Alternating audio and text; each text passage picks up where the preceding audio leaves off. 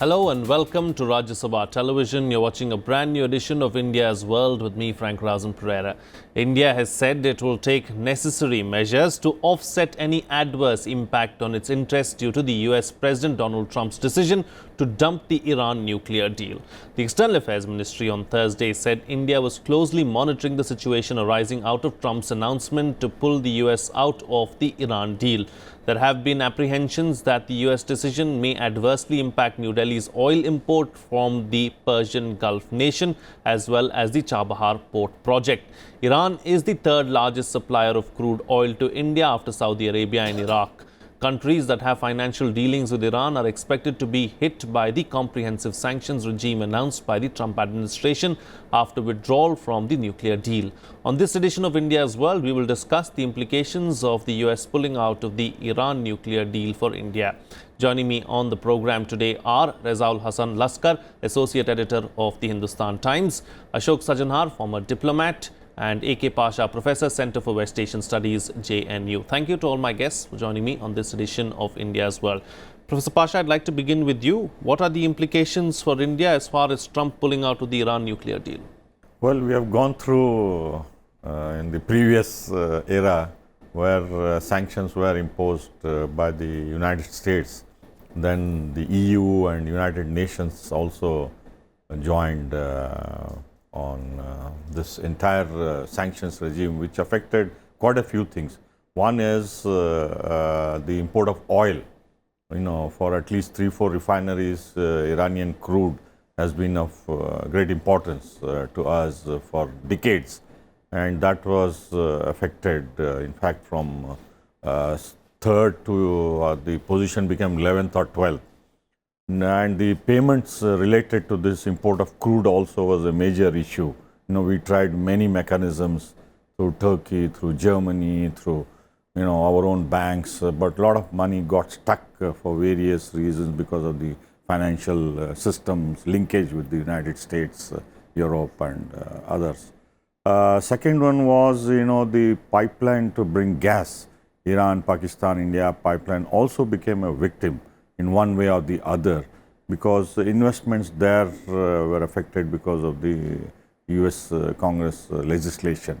So we, although started quite early, somewhere in mid-90s, to look towards Chabahar as a potential port which would link our interest in Afghanistan, Central Asia and beyond, but that also suffered for various reasons.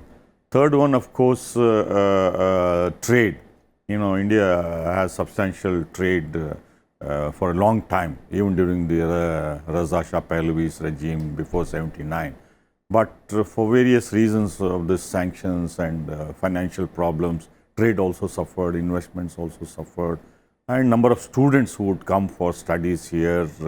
Whole gamut of issues were affected. The interesting thing was that we somehow managed to retain the links in all of these areas. We didn't abandon Chabahar, we didn't abandon Iranian oil, and we kept the pipeline also in some way, the Iranians linked to it. But the Afghan issue was crucial, which helped India to renew our interest in Chabahar. And our votes at the IAEA also were taken negatively by the Iranians, because the entire file was sent to the Security Council, and then that's how the international regime, sanctions regime came into the picture. Our overall relations remained because presidents did come from there and prime ministers also from here went. So politically, economically, and commercially also we retained semblance of normalcy, but the American and EU and UN sanctions did affect a lot of our work in the neighborhood, and we were given the choice of Iran or otherwise. So again we are revisiting the same thing, because the additional factor now is Saudi Arabia and UAE and Israel are on the other side of the United States, and EU and Russia and China are on the different side. So whether the EU would have guts to say no to the United States, like Russia and China, and how do we square between these three blocks? That would be interesting to watch. It will be interesting to watch, and that's why I want to bring the ambassador in on that. Ambassador, is it a tightrope walk for us going forward? Yes, absolutely. I don't think you can use a better expression to define the sort of situation that we find ourselves in. Because, of course, it's a very happy situation in a manner of speaking that we have excellent relations with the United States, and Mr. Trump might have come into the presidency with the avowed determination to do away with all the initiatives that his predecessor, President Barack Obama, had taken. We see that whether it is in the Trans-Pacific Partnership Agreement, we see that in the Climate Accord, now we see it as far as the Iranian deal is concerned, and so many other things on the domestic front also as far as Obamacare is concerned. But as far as one file is concerned, that is in terms of relations with India, that he is taking it forward. He's even further strengthening it, in terms of, there were a lot of doubts initially as to, he has never occupied a government position earlier. So there's great uncertainty. But Prime Minister Modi's visit last year in June, and then the enunciation, the pronouncement of the South Asian strategy by Trump administration in terms of mentioning that India should get more actively involved in Afghanistan and putting greater pressure on Pakistan. So, as far as our relations with the United States are concerned, they are strong, they are vibrant.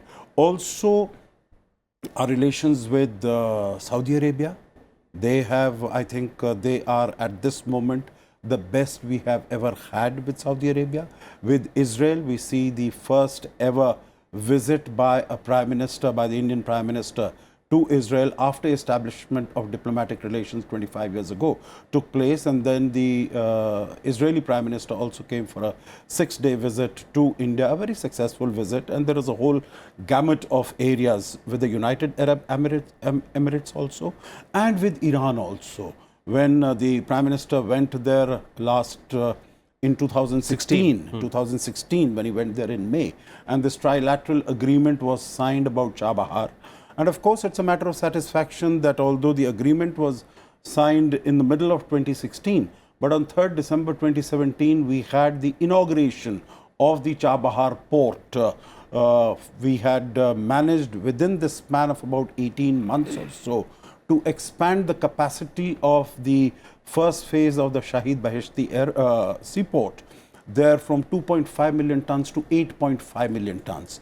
So we are in a happy situation that we have good relations, I think the best relations ever, with all these countries which are major players. Right. But now when we find ourselves here on this front, it will really have to be a very tightrope walk, because obviously we do not want to do anything to offend Mr. Trump, and we know that he is to put it mildly, a rather mercurial individual.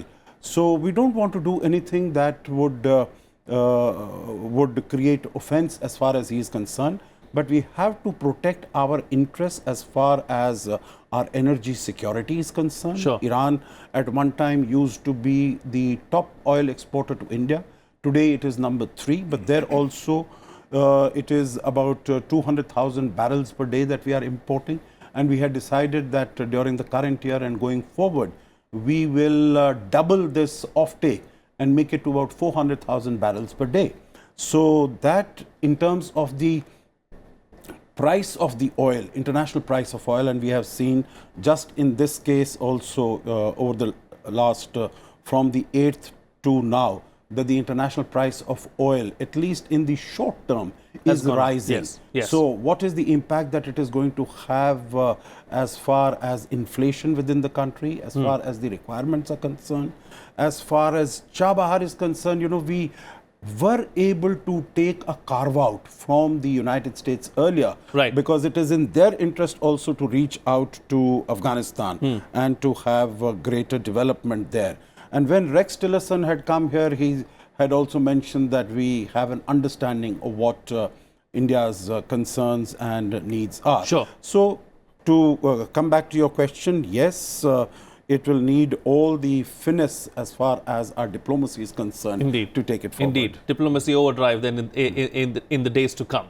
Rezaul, as far as India is concerned, the immediate fallout, of course, is the oil prices. But apart from that, what are our interests as far as Iran is concerned, and can we safeguard them? How do we safeguard them? It's going to be a very, very, difficult sort of a situation that we are finding ourselves in. On one hand, as the ambassador pointed out, you have the risk of doing something that offends Mr. Trump.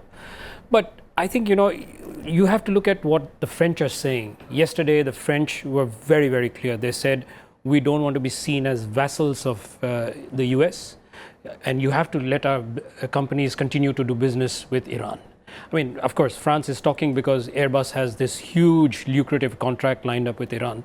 But, it's not just about business. For us, it's much more than that. I mean, okay, energy security is important, but Chabahar, the sort of transit corridor that we are planning, it was the first real attempt to bypass Pakistan and get into Afghanistan. We have sent in wheat from Chabahar. We have an opening to run Chabahar for about, 18 months? But it's going to be increasingly difficult for us to access, international financing for that because of these sanctions that could kick in. Oil prices, as you mentioned. So I think, while India's foreign policy makers make it very clear to the US that, look, our strategic relationship with you is very important on a global stage, but we have to do certain things which, are important for our own security. Just as Mr. Trump is concerned about, immigrants and his homeland security, India has concerns which are totally India-centric and have nothing to do with the US. Maintaining good relations with a country like Iran is important to us. And I think that has to be made very, very clear whenever, the Indians and the Americans sit down and have the talk. Possibly this could be something that they could discuss in their new 2+2 dialogue. It's something that could be broached. And, we need to send out a message that, hey, look, for Afghanistan, for our energy security, for ensuring that, we are able to tamp down things like terrorism, terror financing, this is important. Now, on the other hand, I mean, is Iran a totally benign player? I mean, again, there are doubts over that. There are concerns. Let's face it, there are concerns about its meddling in Syria, its meddling in other places. But that is something else that possibly India can work with the world community to deal with. But right now, as I said, the French are showing us a kind of a via media. We need possibly to adopt a similar sort of stance and say, look, it's fine, you want to have these sanctions, but you've got to find a way, some sort of waiver or some sort of, a kind of a, opening for us that we continue to do our, business with Iran. Some kind of a middle path where everyone can coexist. Exactly. Okay. All right. Professor, West Asia is very important to us, and that's something that has been time and again mentioned by the Prime Minister, and we've seen his visits to West Asia. So from that perspective, how important is Iran for us to keep the West Asia push going? See, I don't have to reiterate our core interest. That is bulk of the energy, about 85+% of it comes from this region. Secondly, about 8 million Indian workers are gainfully employed there, whose remittances and safety, security, welfare is very important. Third is the investments which have been promised by key Gulf countries, sovereign wealth fund from UAE, Saudi Arabia and others. Then of course you have peace and security there, also quite significant in the Indian policy making issues. The silver lining is our good relations with the Gulf countries, particularly UAE, Saudi Arabia, and more important is with Israel, because these three are now virtually in unwritten alliance, because what Saudi Arabia does is converging with what Israel aspires to, or what the UAE also is trying to do. I mean, that is isolate Iran, not only on the nuclear deal, but also for what they perceive as encroachment of Iran in the Arab arena, sphere of influence. That is what they are trying to push back, and that's how they are in league not only with Trump but also with Israel. Since we have fairly good relationship with all of these key players, UAE, Saudi Arabia, Israel, America, we need, and also of course we need to coordinate with. Do you see the role of a negotiator for India in the near future? Because when it comes to Israel and Palestine, both sides have said that India should probably negotiate and try and broker some kind of truce between the two nations. Do you see that kind of a role?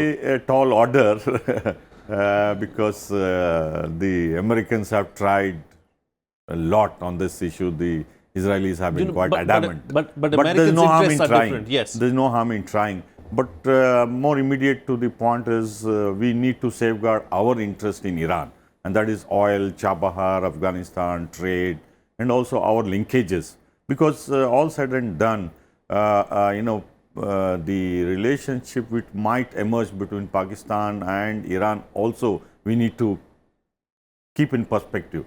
Because Pakistan is a player through the Taliban in Afghanistan. So we should not do anything to identify completely with the Sunni bloc on the other side of the Gulf, which will bring these two neighbors together, which will impact our own strategic interests and other interests in Afghanistan. And also, Iran being a major energy producer in the long run, we need to have good ties, whether it is TAPI or directly from Iran. And also its larger role in the Gulf, we would need Iran. But we need to navigate through this treacherous path in the, it's a minefield. I think all guests have stressed the fact that it's going to be a tightrope walk for India, and remains to be seen how we do that in the near future. But let's take the discussion forward, Ambassador. Trump has pulled out of the deal, but there are other nations who have said that they want to keep the deal. They've said we worked extremely hard to come to an understanding and go through with this particular deal. And Angela Merkel is meeting Putin later next week. What's going to happen there? Do you think that the deal is going to stand? I mean, it's very difficult to try and understand what's going to be the likely output once the other players come into the picture. No, you're absolutely right, Frank. What one could term the deal as if not completely dead right now, with the walking out of the United States, it definitely is on life support.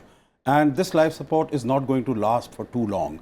I think what is a happy augury at this moment is that Iran also, over the last few days since when the United States made its announcement of withdrawal, it has behaved in a very responsible manner. Yeah. In the sense they have not jumped the gun immediately to say that we are going to start our enrichment processes right now because this is what has happened. That of course we can try to understand from the internal dynamics in Iran also, because Mr. Rouhani, who had won such a landslide majority in the elections last year, he had won it basically on the basis of this JCPOA, that, this is an agreement that is going to, sanctions are all going to go away, and the living conditions and the economic conditions in the country are definitely going to improve. That has not happened. That did not happen, and that is why end December and beginning January, end December last year and beginning January this year, we saw all these many protests in Iran, by the conservatives, by the right-wingers, by the hardliners, people in Mashhad, etc., Ahmadinejad, the former president, and so on and so forth. So those groups are feeling emboldened. Mr. Rouhani is in a much weaker condition today as he was earlier. He will try everything to salvage the deal. And that's what he's trying to do. He's sending out his foreign minister to the various countries to have discussions and negotiations with them. But we also see what Ayatollah Khamenei has said, the supreme leader. And he has said that I had always advised not to go in for this deal because United States is not to be trusted. And on Friday, he also said that the 3 European countries are also not to be trusted. So, the dice is, in a manner of speaking, loaded against Mr. Rouhani. But he will try his very best. And there also, these countries, what was mentioned, that The French president has said we are not sort of, just followers of the United States. We have our own independent thinking and we'll take our own decisions. But you see, there can be a big difference between what the governments decide to do and what the companies decide to do. Because US is a large economy, it's a large market. The companies would rather go with the US than Iran at Than the with end Iran, of the day. yes. So, they would be concerned less with the political and strategic elements of their actions and more with where is their bigger business interests involved. Sure. And in that context, they might decide willy-nilly, gradually, maybe not all together, that they start withdrawing from there. One last comment, if you permit, Sure. Frank, I'll make this, that in the past, we were able to negotiate with the United States and get a sort of a carve out for ourselves, both as far as import of oil from Iran was concerned and also as far as our access to Afghanistan is concerned. I think at this time also we definitely will try to do it. But this time, in my view, it is going to be much more difficult than it was earlier. Sure. Because the person we have in the White House today is unpredictable. Unpredictable, different sort. And he has set his eyes on regime change in Iran. Sure. And he would not like anything to come in the way of what he desires as far as Iran is concerned. Okay, all right. Rezaul, as far as the deal itself is concerned, do you believe that Indian refineries are uniquely suited, or it's a blessing in disguise for us because our refineries are uniquely suited to deal with the crude oil coming out of Iran because they don't have the technology to pull out, new age crude. So there's a win-win there for both of us, and then Iran cannot play the card that, I have other suitors, and we can say, what, we want your oil for the price that we want it at. Well, it could work to that in that way. But I'm sorry, but I just my bigger problem is the US has gone for this step and hasn't really given us an alternative. It happened in the case of the weather accord. He pulled out of it, but there was no alternative on the table. It's the whole thing is that's resulted in a greater uncertainty. As you said, this is one way of negotiating. Maybe we, try and work out some sort of a new agreement with them. But the whole problem is the uncertainty that you see. Because, there's talk about regime change, there's talk about, more sanctions. India has to now worry about whether you'd be able to get over these sanctions. These are all things that we really don't need if you really look at the larger picture.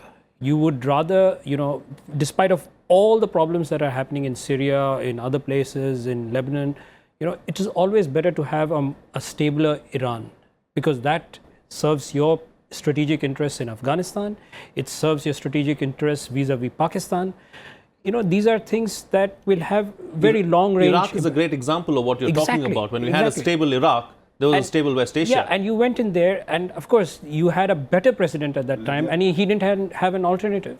So my whole problem is, give us an alternative. If you are saying that this doesn't work, at the end of President Trump's speech that day, he says, we are ready, willing, and able to work for a new deal. What is this new deal? Give us some sort of an idea. Just throwing an idea up in the air.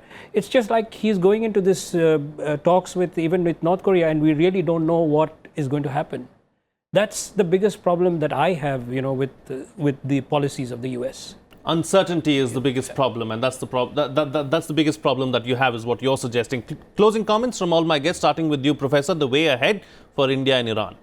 Well, the unpredictability is a mind-boggling issue because regime change is the main agenda. This is just the first step.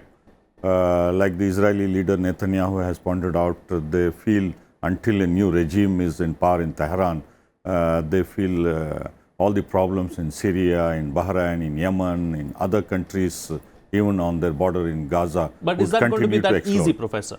No, because you see, they might do some air strikes like Israel has been doing on a regular basis in Syria, but that has not prevented Iran from helping the Bashar Assad the regime, or the Hezbollah from supporting Bashar, or even the Russians from supporting Bashar. So what we are witnessing now is more turmoil in the region and more implications for our own interests in that way. So the unpredictability of the Trump administration trying to repeat what they did with North Korea, that the Iranians would just give up and accept whatever the diktats are coming from White House. No, that's not going to happen, because we have seen, visited these sanctions earlier, and this is going to be on a much bigger scale, because Saudi Arabia and the other Arab countries, Egypt, UAE, are behind this, which would be a potentially very risky venture, because the instability which we have seen from Afghanistan to all the countries which we discussed, from Iran, it will be a explosion of a different kind from 79, which we are still grappling with, because the 79 Islamic revolution's impact is still being felt. But what would happen if there is a regime change from outside? Like we are opposed to the regime change even in Syria from outside.